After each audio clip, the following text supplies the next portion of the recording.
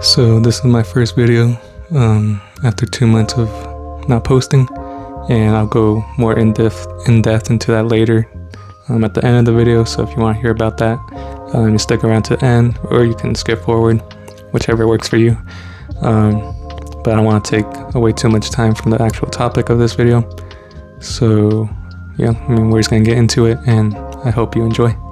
By the title of the video, I'm pretty much claiming that Lies of P is probably the best Souls-like, and I know that that's probably a controversial take to have, because there's a bunch of Souls-likes that are very popular, such as Dark Souls, Bloodborne, Sekiro,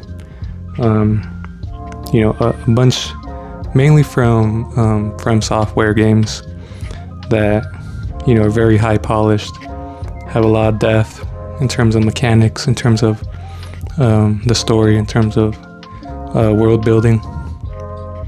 And if you go back into my previous videos I made a video kind of talking about how I'm kind of tired of Souls-likes, and what I mean by that is, I think with the success of FromSoft games, like your Dark Souls, like your Bloodborne, studios have really tried to have a piece of the cake when it comes to the success of those style of games, and they have tried to make their own style of game when it comes to having a Souls-like. And the problem with that is, From Software is very good at polishing their games into delivering a good experience, but these other studios kind of struggle to have the same kind of polish and the same kind of depth that FromSoft is able to implement into their games. And when it comes to my opinion on Souls-likes, I'm not really the biggest fan. I've never really been able to get into them, and that's probably just because I'm not good at them. But I feel like in terms of just spending time on them, I haven't really given, especially FromSoft games, as much time as I could. And I can't really pinpoint the exact reason why I haven't been able to go into those games, because I guess segueing into Lies of P, the reason I gave Lies of P a chance is just because, based on the trailers that came out, it looked very interesting in terms of the world and in terms of just the mechanics of the game, and I just wanted to give it a try. Because before that, I did give Dark Souls 3 a try, I gave Bloodborne a try, I gave Sekiro a try, and then of course there was Elden Ring. And then I think, Elden Ring is probably the furthest I got into before diving into Lies of P. But with all of those games, I still was never able to fully get into them.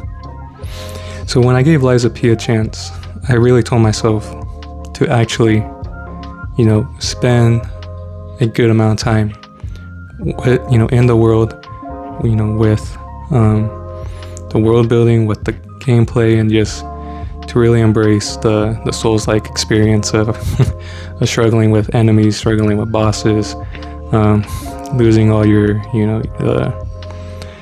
the points that you use to upgrade your character. And I think going into that mindset really allowed me to truly appreciate Lies of P. And I think if I came into those other games that, especially FromSoft had made, if I came into that same mindset with those games, I probably would have enjoyed them to the same level of extent, especially since those games are so highly praised and held on such a high pedestal. But in terms of Lies of P, the reason I really, enjoyed it, even going beyond, me trying to stick it out, was it really didn't feel like I was, slugging through it. I really was interested in the world, in the story that was being told. I was interested, really, the gameplay was really polished, and in terms of making a Souls-like, outside of the FromSoft studio. Having a game that's not made by them and having that level of polish in their game was really impressive. And honestly, I think I was really able to get into the Lies of P gameplay more than any other Souls-like that I played. And then I know that sounds crazy because FromSoft games are, like I said, very, very highly praised, and there's a good reason behind that. But Lies of P, when it comes to their gameplay, was really the one that I was able to resonate with. And I don't know about you, but when it comes to like specific genres of video games, whether that's action or adventure or RPG, I think we can all relate to an experience where maybe we're not a big fan of a specific genre, but when we try one game and then all of it really starts to click, and then we're able to fully maybe not appreciate, but at least understand why a specific genre might be loved by many others. And for me, Lies of P really had that same impact when it comes to other Souls-like games. And I guess just to really, I don't want to go into too much detail. This is not me breaking down lore, going too in depth in the gameplay and the mechanics, but just to give highlights, I guess, when it comes to the gameplay. The parry system is very tight and very, it's very responsive. I kind of experienced, I guess some kind of level of boredom when it comes to Souls-likes, because a lot of the defensive side of the games do rely on you dodging enemy attacks and having, I guess, to wait your turn to like get one or two hits in. And for me, that kind of just put me off of certain games. But with Lies of P, the parry system it felt like I can really go head on with the enemy and feel like I can really take on all the attacks that they're throwing. And I'm pretty sure I was able to parry pretty much every attack that a certain enemy had or a certain boss had.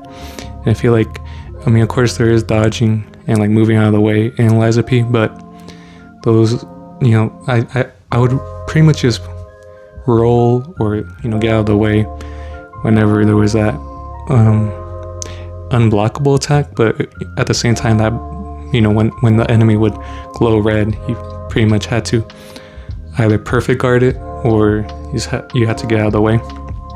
And there were times where even with that attack, I was able to perfect guard it.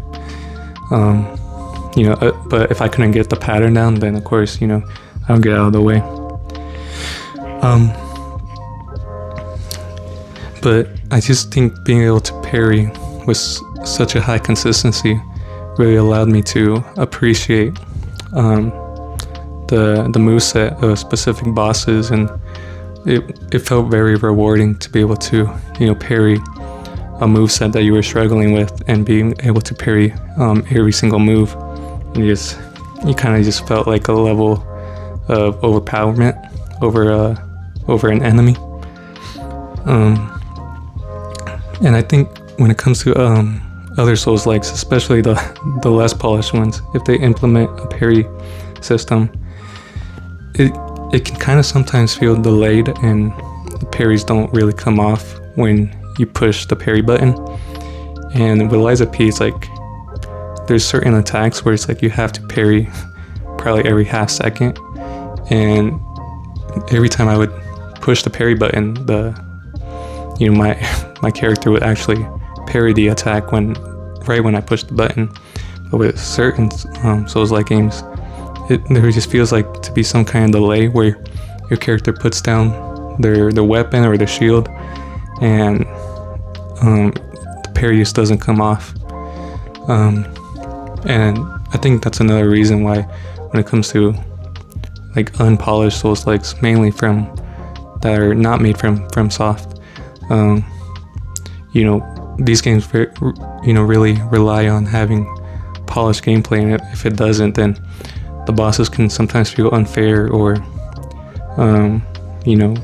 even like smaller enemies can become more frustrating, not because they're hard, but mainly because you're not really feeling like a sense of reward or a sense that you died in a fair way. Because I think, dying in these games is kind of, the main, like a main mechanic. And when you die in an unfair way, it can kind of turn you off from the game, or at least for me.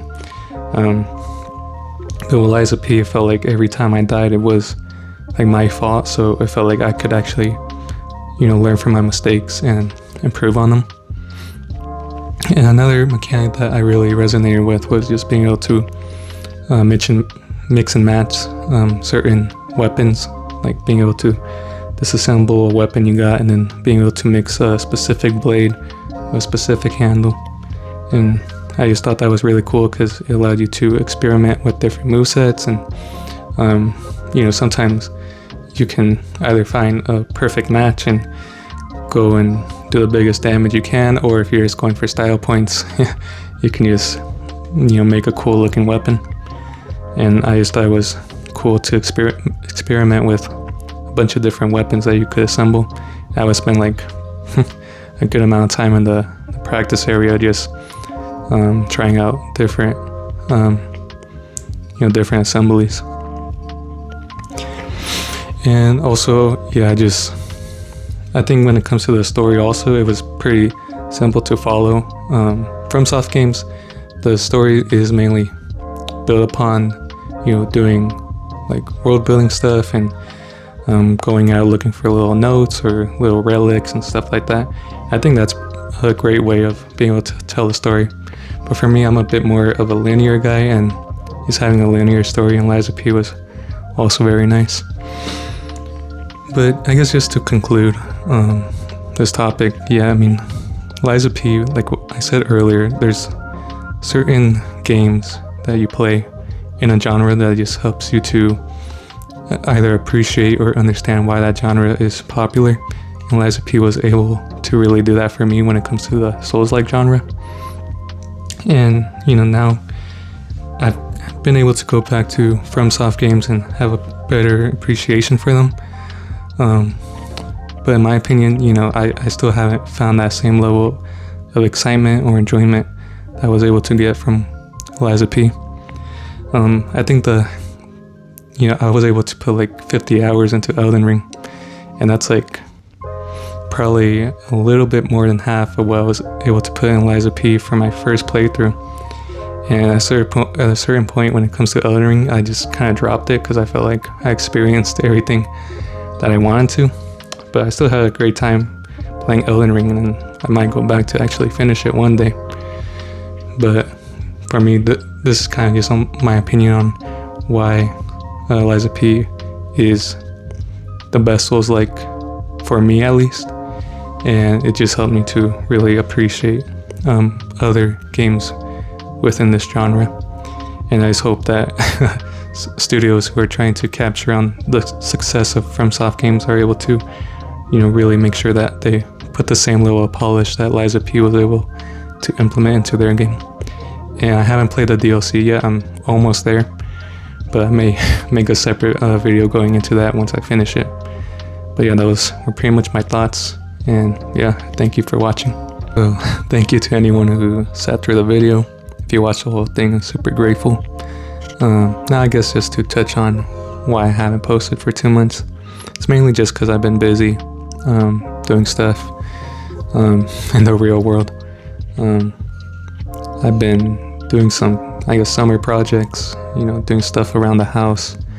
And I won't go into too much detail on specifically what that is, but it's just taken some time, and I've been mainly focused on that and just my own, actual job, and also just focusing on the gym and stuff like that.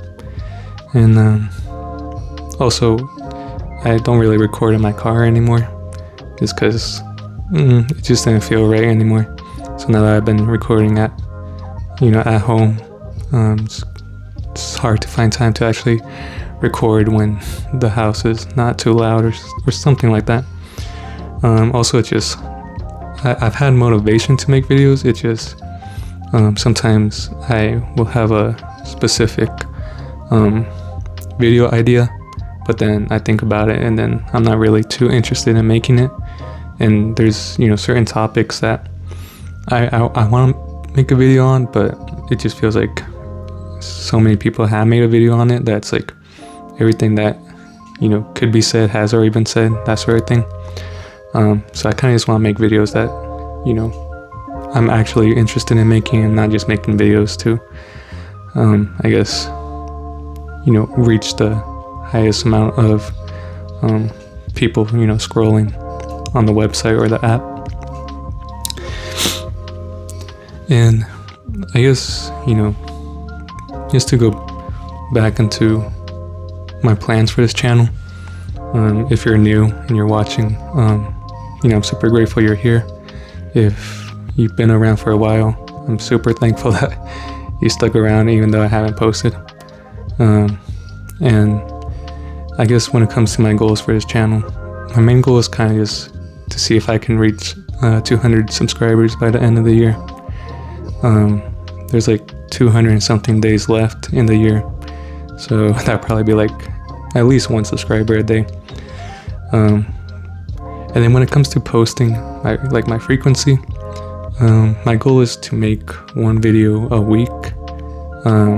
When I've had a lot of breaks on YouTube, and I kind of have been at a place before where I used to upload daily, and then I got burnt out very easily.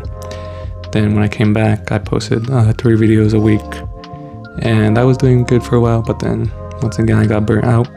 So I think I'm just gonna post 1 video a week and maybe try to create like a backlog of videos that, you know, I can have scheduled, and then once I have a good amount scheduled, then I can start upping the frequency a bit more. And yeah, that's pretty much all I have to say in terms of where I've been and, you know, kind of my goals for this channel. I still enjoy making videos because it's kind of like a creative outlet for me, and I just get to talk about things that I enjoy. So, you know, if you want to stick around, then that's great, and if you don't, then that's also totally fine. But yeah, that's pretty much all I had to say. If you sat around, watched the whole thing, I'm super grateful, super thankful, and thank you for watching.